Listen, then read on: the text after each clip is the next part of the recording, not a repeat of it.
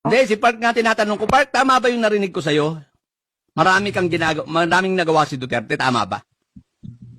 Tama, tama. Okay, sa dami ng nagawa ni Duterte, pwede mo ba akong bigyan ng 3 na infrastructure project na nagawa niya? Ha? 3 ha? Na brainchild niya, sinimulan, at tinapos. Sige na, gumamit ka na ng computer mo, ng laptop mo. Oh, maliwanag yung tanong ko ha, siguro naman eh. Kasi, Hindi ko na alam, pag malabo pa rin yung tanong ko, palagay ko may problema na kayo sa comprehension ha. Napakalinaw na nun. O sige, pakisagot. kapatid na Alfredo, 3 lang kasi yung hinihingi mo. Ang sagot ko naman, marami nga siyang nagawa. Alin nga doon, magbigay ka nga ng halimbawa sa dami.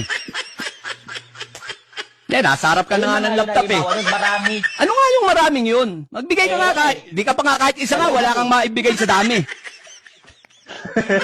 Nagagalit ka kasi kaagad. Hindi ako nagagalit, ito talaga ang boses ko. May problema sa comprehension ng mga to. O sige, lilinawin ko ba uli? Uulitin ko uli ang tanong, malabo ba? Oo. Uulitin ko uli ha? Okay, uulitin ko. Ang tanong ko, Nagsa-shopping kayo, ulitin mo nga. Nagsa-shopping ka wala, kasi. nalukuhan na ito. Hindi nyo kayang sagutin. Wala na. Sa dami ng nagawa ni Duterte, walang pa yung sagot, oh.